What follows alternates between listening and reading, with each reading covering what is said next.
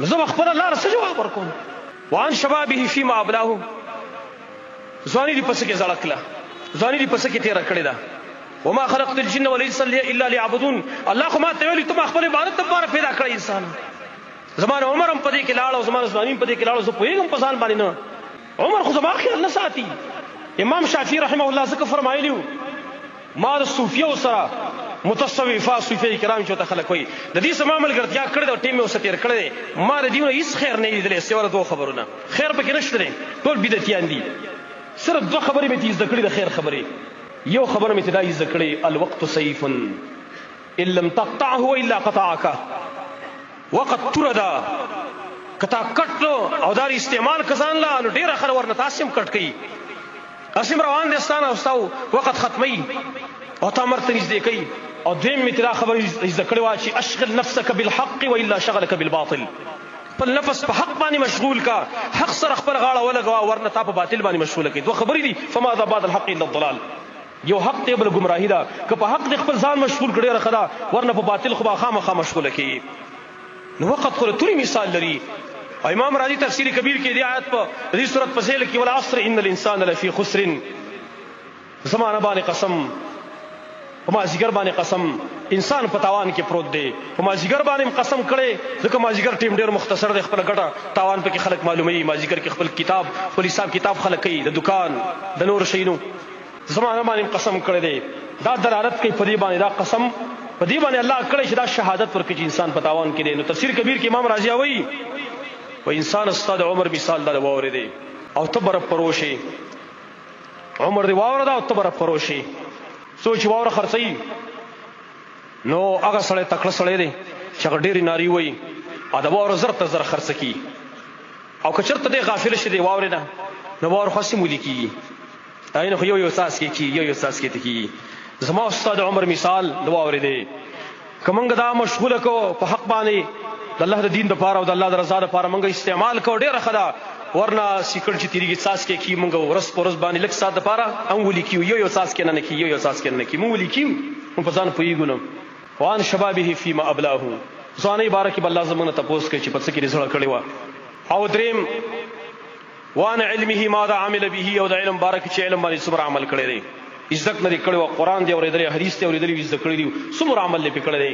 د هر سړي نه بعد د خپل علم مطابق چا به لږ علم زده کړی، چا به ډېر زده کړی. دې نه به تپوس کېدلی شي. او څلورم نمبر وان ماله من اين اكتسبه وفيما انفقه. د مال باره کې به الله تپوس کوي چې دا مال دې د کوم ځای نه ګټلی و او په څه کې دې خرج کړی و. زمونږ خلک دا خیال کوي، څه نه څه دا خیال کوي چې یاره مال مې حرام ګټلی که حلال، څه نه څه خیال کوي. اکثر نه کوي، هم اوس ختم شوی. خو د خرج باره کې څوک دا تپوس نه کوي او دا سوچ نه کوي چې دا مال بیرته زه په څه کې خرج کوم. د دې مانه تپوس کېږي که نه کېږي؟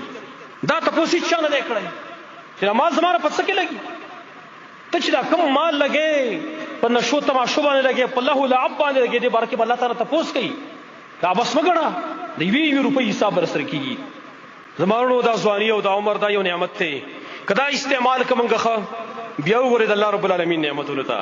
امام بخاري حدیث نقل کړی سبعة یظلهم الله فی ظله یوم لا ظل الا ظله. اووه کسان دي چې الله به په ورځ د قیامت د خپل عرش ته سوري د لاندې کېدی چې د بل چا سوری نشته سوا د الله د عرش سوري نه. یو پای کې دا دی وشاب نشأ فی عبادت الله.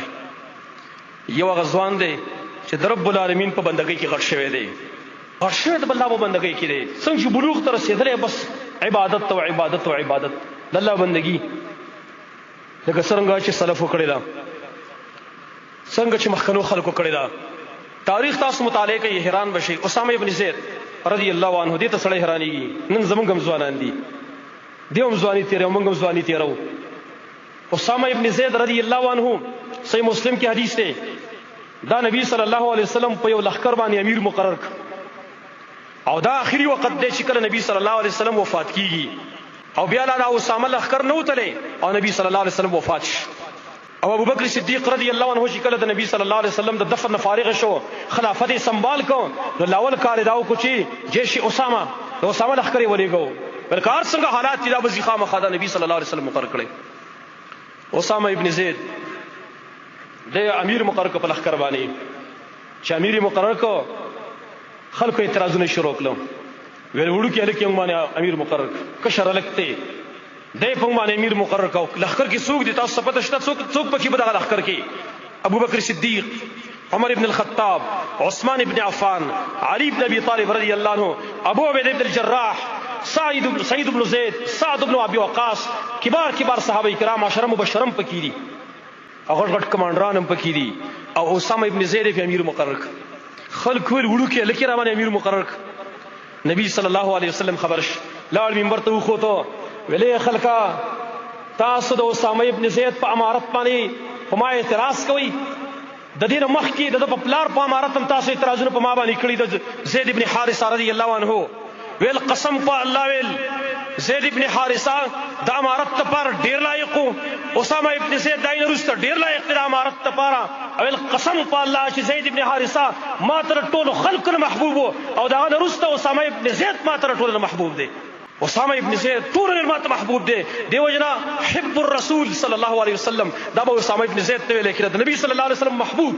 یوې ښځې غلا کړې وه، فاطمه نوم یې فاطمه، قریشي وه ښځه وه، هغې غلا کړې وه، غلا پې ثابت شوې وه. نبی صلی الله علیه وسلم ته پیش شول، هغه حکم وکړ لاس یې کټ کوي. خلک ویل د قریشو غټ خاندان ښځه ده، د دې نه چې لاس کټ کېږي دا خو ډېره غټه خبره ده او زموږ شرم دی. ویل د نبي صلی الله علیه وسلم څخه به څوک خبرې وکړي چې سفارش ورته وکړي او معافي کړي؟ ټولو خلکو ته پته وه. ویل بل څوک خبرې نشي کولی سوا د اسامه ابن زید نه، دا د نبي صلی الله علیه وسلم محبوب دی. ویل هغه چې ورغی، یا رسول الله دې خلکو سره لېږلی، ویل دا ښځه معاف کړي. نبي صلی الله علیه وسلم خو د الله د حدودو باره کې د چا خیال نه ساته، ګرانوالی په خپل ځای. ویل اسامه ته د الله په حدودو کې ما ته سفارش کوي؟ بیا ویل خلکو ته، خلکا والله لو ان فاطمه بنت محمد صلی الله علیه وسلم سرقت لقطعت يدها. ویل قسم په الله که فاطمه چې د محمد صلی الله علیه وسلم لور ده، که هغې غلا کړې هم یې لاس کټ کاوه، دا خو لا بله ده. خلکو ته هم پته وه چې اسامه ابن زید نبي صلی الله علیه وسلم ته ډېر غوره دی. نو اسامه باره کې نبي صلی الله علیه وسلم ویل دا والله لخلیق للاماره، قسم په الله چې د امارت لپاره دا لایق دی. تاسو به اوس تپوس کوئ چې څونه عمر یې؟ تاریخ مطالعه کوي، سیرت مطالعه کوي. اسامه ابن زید چې نبی صلی الله علیه وسلم امیر مقرر کړ په لښکر باندې، نو عمر 14 کاله دی. سبحان الله، 14 کالو هلک دی امیر مقرر کړ. دا ولې د الله سره تعلق و، دا الله والا کس د صلاحیتونو ځان کې دا پیدا کړي وو چې نن د امارت لایق دی. نن زموږ د 14 کال هلک وګورئ، نن زموږ د 18 سالو د 19 سالو د 20 سال هلک وګورئ چې هغه کار څه کوي، د سره ورسه په لاس کې صحیح. نن خو زما د نوجوان سره د قرآن په ځای بیټ په لاس کې ورسره وي، د قرآن په ځای هغه سره موبایل په لاس کې ورسره دی. نن خو زما نوجوان شپه ورځ د فیسبوک نه وزګارېږي، د یوټیوب نه وزګارېږي، د شپه ورځ د ګن بلانه نه وزګارېږي. دی به د امارت څه وکړي؟ دی به امارت څه وکړي؟ نن موږ ژوند په دې کې ساري ټیک ته خپل کار کوا، خپل کیل کود کوا. کیل موږ خلاف نه یو، کرکټ کې کوو که فوټبال کې کار شي کې کوا، خو موږ ګیله په دې باندې کوو او بیان هم دې کوو که څوک خفه کېږي او خوشحالېږي چې جواري وری شریعت جایز کوي. نه جواري شریعت نه جایز کوي. نن خلک د کیل په نوم باندې جواري کوي، دلته د کرکټ په نوم باندې خلک جواري کوي. ما پوه کوي که زه غلط یم راشي وی مولوي صاحب ته غلط یې، یو ورشه بل مولوي صاحب ته تپوس وکړئ وی دا کوم کار چې موږ شروع کړی په کرکټ کې په فوټبال کې دا که جواري نه راشي ټیک ته زه به اعلان وکړم چې کوئ. ویسألونک عن الخمر والمیسر، دا خلک تانه د شراب باره کې د جواري باره کې تپوس کوي. قل فیهما اسم کبیر ومنافع للناس واسمهما اکبر من نفعهما. دا خلک ستانه تپوس کوي د شراب باره کې د جواري باره کې، ورته وایي چې په دې کې ګناه ده، غټه ګناه ده چې زما الله ورته غټه وویله، د هغې څه انتها نشته دی. پیدې پکې شته خلکو له مزید صاحبه اسانه باندې روپۍ میلاویږي، مزه پکې خلکو ته میلاویږي. خو ګورې واسمهما اکبر من نفعهما، الله فرمایي ګناه د پیدې نه ډېره زیاته غټه. زه هغه خلکو ته حیران یم، زه هغه مشرانو ته حیرانېږم چې هغه د داسې نوجوانانو د هغې حوصله افزایي کوي او هغې له اعلان کوي په جوارۍ کې. والله چې ستاسو نه باندې دې مال باره کې تپوس کېدلی شي. ولا تعاونوا علی الاثم والعدوان، ظلم او د ګناه باره کې ورسره تعاون مه کوئ. که جواري نه راشي ما مطمئن کوي، ما مطمئن کوي چې جواري نه قسم په الله زه به رجوع وکړم، خو ستاسو د خیر دپاره لګیا یم. والله که بل غرض وي ستاسو د خیر دپاره لګیا یم. نن قرآن درس دلته شروع سړی 15 منټه نه کښېني او کرکټ ته به ماسپښین واره ماښامه پورې ناست او بیا پکې د نظم په نوم باندې به ګانې هم پکې لګي.